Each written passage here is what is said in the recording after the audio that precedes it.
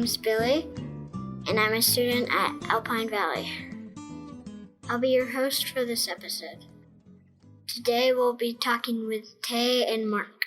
Tay and Marc are going to be talking about their experience and how one was a good student and one was a bad student, and they learned how to become better. Here's the interview.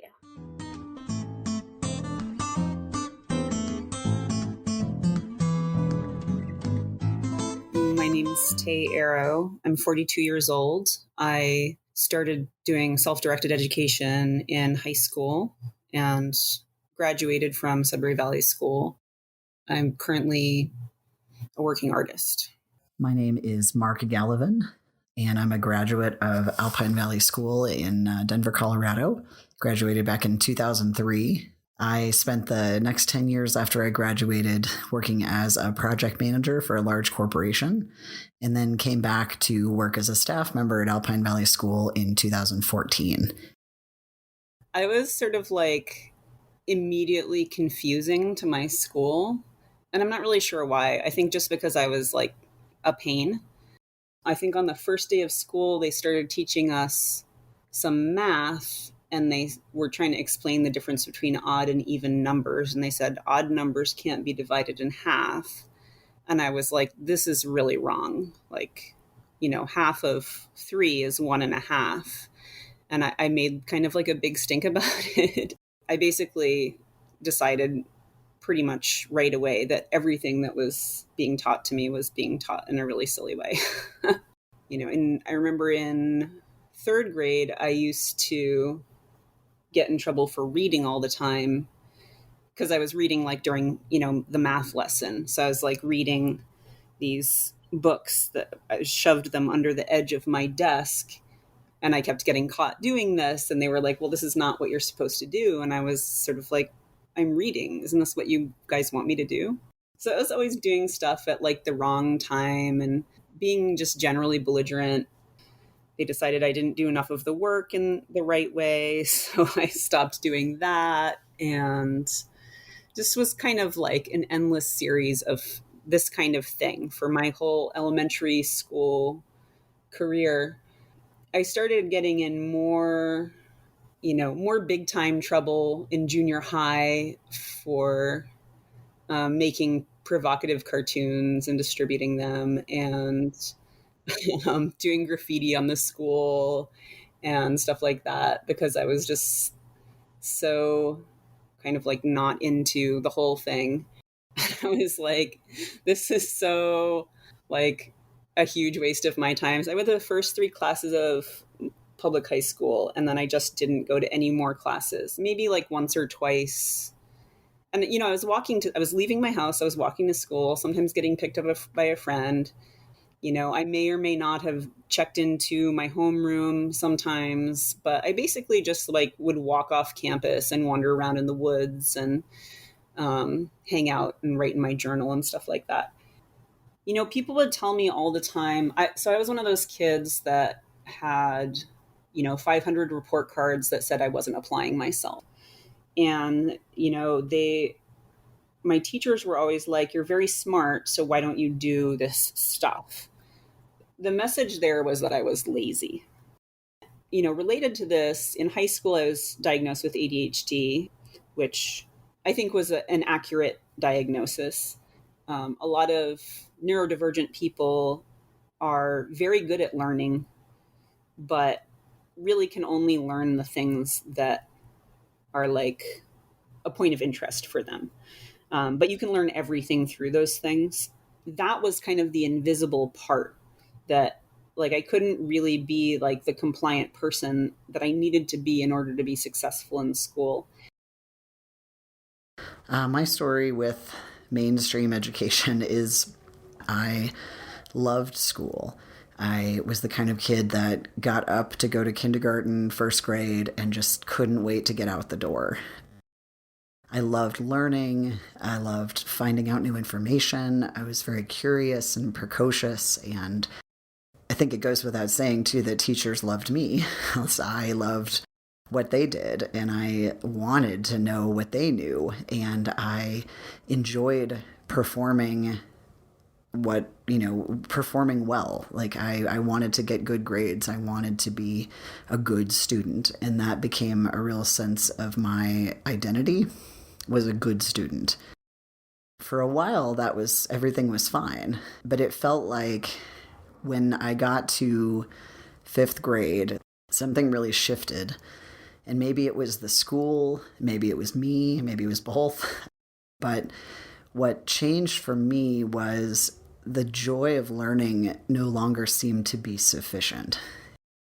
I had always gotten good grades, but the focus shifted to being grades and not being learning or enjoyment of discovering things. And the more notes started coming home that my grades were not good enough, the more I felt like my sense of identity was slipping. I consistently got straight A's through 6th and 7th grade, but in 8th grade, the crushing pressure that I was putting on myself just overwhelmed me, and that just swallowed me up. I just stopped being a person beyond this robot that would show up to school, do what I was told, go home, do what I was told, and have nothing really in between. And thankfully, my parents noticed that I just wasn't around. And so we sort of came to a choice point for our family overall that we needed to look for something else. So, my parents are like at their wits' end completely. And I'm halfway through my sophomore year in high school. And I think also at this point, I've like run away from home a couple times and just like increasingly been like impossible to deal with. And I mean, I think my original intentions were like very fair, but then I became impossible to deal with. And that was like a whole other thing. And so for a while I went to another school, which was sort of like a troubled kids school. And it was like pretty horrible. I was like just about half an inch away from, getting sent to reform school or something. I started doing self-directed education in high school from Sudbury Valley School. But it was like, finally, I get to I'm going to read, I'm going to write, I'm going to walk around in the woods, I'm going to sit around in nature, and I'm going to do artwork. And that part of it clicked for me immediately. I was actually like very surprised. Even though I had been constantly in trouble at every other school, I was like, when I got brought up there, I was actually like mortified. And I got brought up for littering my backpack. Oh my gosh, like, how could I have done this to my school? And I was so bothered by this when it happened. I felt really, really genuinely guilty. And I hadn't felt guilty for blowing off school in any other context. I had just been like, whatever, like, suck it, And it kind of made me realize that I was pretty invested in what I was getting out of being there.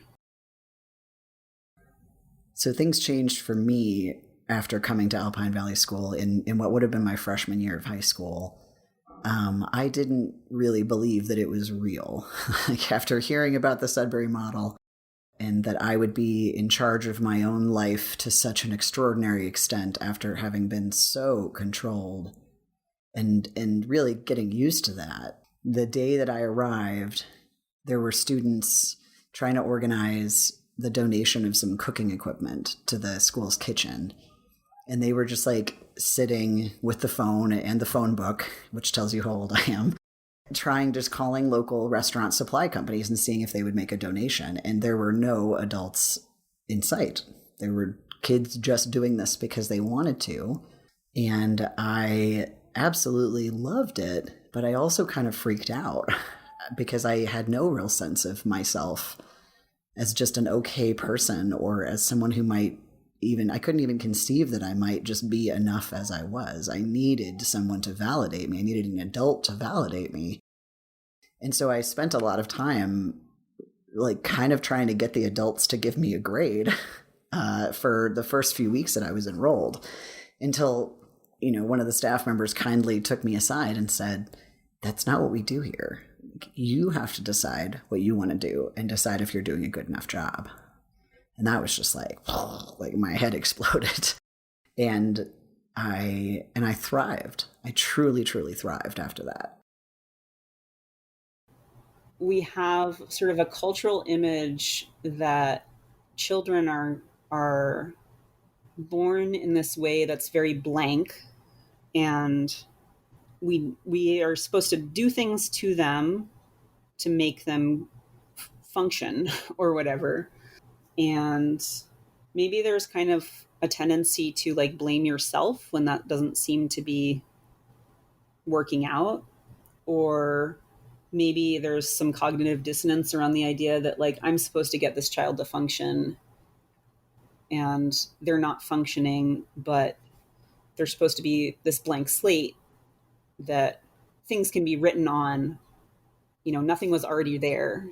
But I mean, kids are really human beings, and there is something there. You are born with a personality and your own sensibilities of how things are, and what makes sense to you.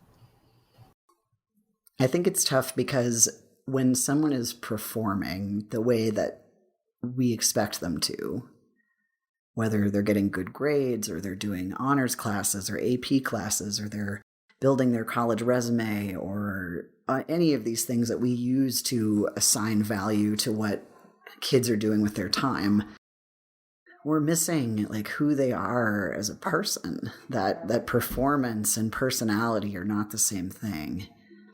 And I would much rather see my child embrace the fullness of his personality than that he would ever have any sort of academic success. And he could. It's not that I would want him to not be successful academically if that's what's important to him, but I never want him to lose the sense of liking himself and finding value in what he finds value in. And so much of measurement and testing and grading moves us away from that as human beings. So I think even if kids look like they are doing well in school, I would really want to ask, are they doing well in their life?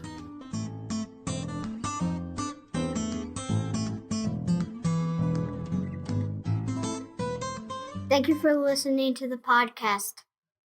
I'm Billy and I've been your host. Thank you. Bye.